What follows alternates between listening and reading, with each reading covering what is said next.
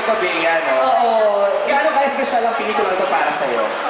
Napakaganda po ng story. Alam niyo po, nung una ko na presentation ng script, una ko nabasa yung script, na-inlove talaga ako. Sinabi ko, gagawin ko lahat para sa pelikula.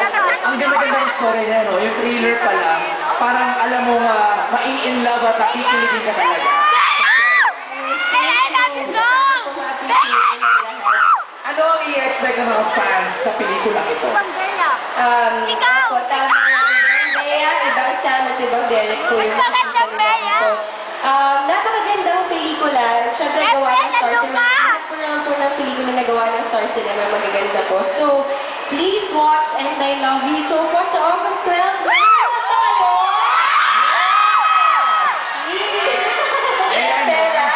pag kumita yung pelikula.